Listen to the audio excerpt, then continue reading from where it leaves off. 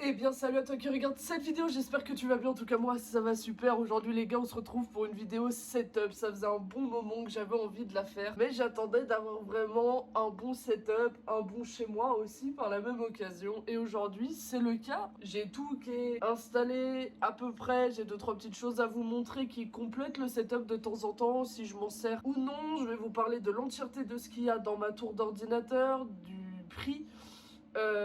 Voilà, de tous mes outils, tout ce que je me sers pour la conception des vidéos. C'est parti.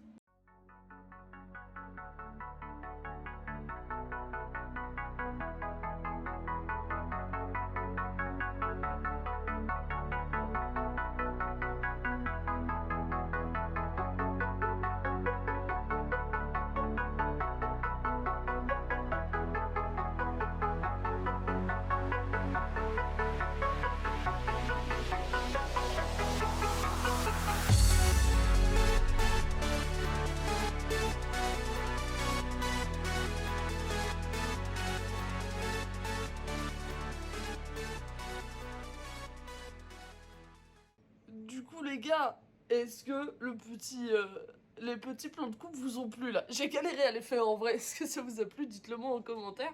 Et du coup, on va commencer à parler du setup maintenant, comme vous l'avez vu, qui est plutôt pas mal en vrai, qui m'a pas coûté très cher. Il existe beaucoup mieux, il existe beaucoup pire, je pense que je suis dans les plutôt moyens. Et ça me va très très bien, ça me suffit largement. Je suis pas le genre de personne qui achète juste pour avoir... Enfin, qui achète en espérant avoir toujours plus, toujours le meilleur. Moi, à partir du moment où ça marche, ça me convient.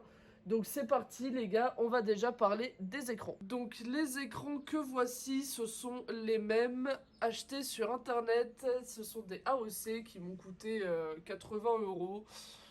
Voilà, 144 Hz. Celui-là est un peu plus petit que celui-ci. Je me suis planté lorsque je l'ai commandé, on le voit ici. Mais c'est pas gênant parce que je m'en sers uniquement de deuxième écran quand je lance par exemple mon logiciel de rec, etc. Tout ce qui est jeux vidéo, c'est là-dessus. Donc ça me dérange absolument pas. Chaque écran m'a coûté 80 €. Donc on a à peu près pour 160 € d'écran juste là. Et vous pouvez voir juste ici la petite caméra POS. Caméra dont je vais pas vous parler très longtemps parce que je la trouve pas de très bonne qualité. Vu son prix, on pouvait pas s'attendre à mieux, je vais pas vous mentir. Mais je suis en train de voir pour la Elgato C920, un truc comme ça je crois, qui elle a l'air tout simplement incroyable. Donc je vous ferai un petit update le jour où j'aurai la caméra. Ensuite, en micro, nous avons juste ici, hop, un petit micro GXT qui est juste là pour ceux qui veulent les références. Donc c'est le Trust GXT 212 qui était vendu avec trépied, mais moi je l'ai retiré pour rajouter cette perche Tonor que j'ai payé 40 € sur Amazon, tout simplement. Voilà, petite perche. Ça, c'est super pratique, vraiment, si vous cherchez à améliorer votre setup. Ça, déjà, ne plus avoir un micro totalement libre, pouvoir aller partout, etc. C'est vraiment incroyable comme sensation. Et du coup, ce micro qui coûte à l'heure actuelle 30 € à Conforama, là, 26,44, mais qui, moi, m'avait coûté, je crois, 20 € à Carrefour. Et avec le Tonor que j'ai acheté juste là, j'avais cette petite mousse que j'ai rajoutée. Mais dans certaines de mes vidéos, vous avez pu remarquer que j'avais ceci. Et ça, les gars, on en parle juste après.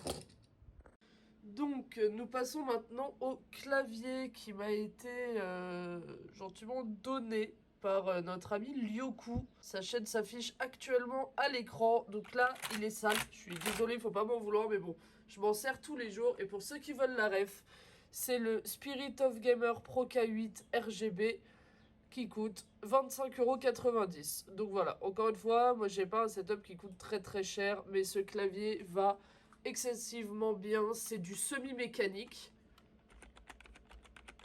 Voilà. On n'a pas trop le bruit des touches, mais on l'a quand même super agréable, encore très réactif, alors qu'il a des années et des années et des heures de jeu derrière lui. Donc voilà, petit clavier. Ensuite, on passe à la souris.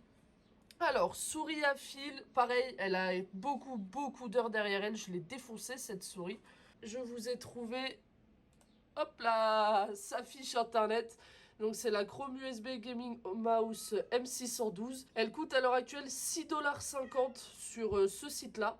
Je ne l'ai pas vu encore sur d'autres sites. Voilà toutes ces informations.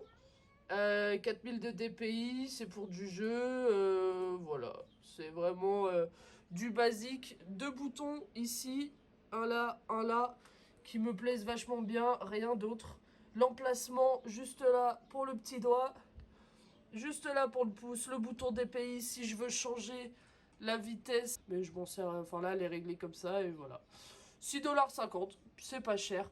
Et on passe à quelque chose qui est tout autant important, le tapis de souris. Pareil, des heures et des heures de jeu. Et pareil, c'est Lio qui me l'a filé. Alors il est propre, hein. Si jamais je l'ai lavé il y a pas longtemps. Juste, bah pareil, je m'en sers tous les jours, je le défonce. Donc le noir a fini par délaver à force d'être utilisé. Et malheureusement les gars, ce tapis de souris, pourquoi je le garde alors qu'il est petit et que je pourrais m'en acheter un bien mieux? Tout simplement parce que regardez, donc on le voit ici, vous voyez bien c'est le même, il n'y a rien qui change etc, c'est le même. Cet article n'est plus en vente actuellement. Donc là, on est face les gens déjà à un cadeau qui m'a été fait, il m'a été donné et même si ça paraît rien, bon moi ça me touche, voilà, je commençais à faire mon setup, j'avais pas une thune, j'étais en alternance à 600 balles par mois et mon ref, lui au coup, il est arrivé, il m'a dit tiens, et voilà, et je kiffe, et en plus de ça, il est plus en vente. On est face à une relique les gars. Et ça voilà, je trouve ça incroyable. On va passer dès maintenant, pas à la tour, parce que je sais que la plupart d'entre vous, c'est ce que vous attendez. On va passer au reste des périphériques dont je pourrais me servir de temps en temps. Donc ici, on a un filtre anti-pop qui m'était vendu avec la perche Tonor, je vous en ai parlé vite fait tout à l'heure, qui normalement s'accroche comme ça et reste devant le micro. Mais moi, je préfère la mousse. Simple filtre anti-pop, ça s'accroche à la perche. Voilà, pas grand chose à dire là-dessus malheureusement. Ensuite, nous avons le Stream Deck Mini que j'ai acheté 30€ sur Vinted de la marque Elgato. Alors ça, c'est incroyable. C'est vraiment, je m'en servais beaucoup, mais plus quand je faisais des live Twitch. À l'heure actuelle, sur YouTube, c'est vrai que j'en ai moins l'utilité. Mais c'est génial, tu paramètres chacun de tes boutons, même si tu veux que ça ouvre certains fichiers de ton ordinateur ou hop là. Même si tu veux que ça ouvre certains fichiers de ton ordinateur ou quoi que ce soit, t'as juste à les paramétrer. Et en plus de ça, au début j'avais un peu peur, je me disais ouais 6 boutons c'est pas assez, mais en fait il suffit de configurer celui-ci et celui-ci pour dire page plus et moins, et tu peux faire je crois une vingtaine de pages à 6 boutons. Donc en fait, tu as largement la place de tout mettre. Pour le moment, je ne l'ai pas rebranché, tout simplement parce que je n'ai plus de port USB disponible sur la tour qui est là-bas. Il faut que je m'achète un switch USB pour le remettre, mais je sais pas. Je sais pas si je le remets ou pas. Ensuite, nous avons le fameux panneau LED que j'avais déjà ouvert en vidéo. Elle s'affiche juste ici, donc si vous voulez la voir, allez-y. Je vais pas réexpliquer, après bon, c'est un panneau LED basique, hein. Mais je vais pas réexpliquer tout en détail étant donné qu'une vidéo lui a été dédiée.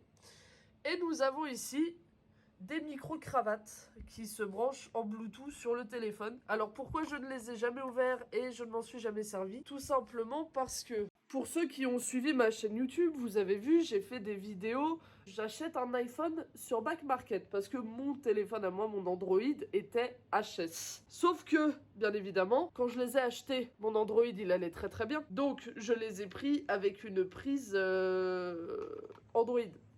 Donc, soit je les renvoie à Amazon et je les rachète avec la prise iPhone, soit j'achète un adaptateur. Je vous le mets là si vous voulez les retrouver. Et il marche super bien. Et du coup, ces micros-là, je m'en servirai sûrement dans des prochaines vidéos que je ferai en extérieur ou quoi. Mais je vous en dis pas trop, faut pas trop vous spoil.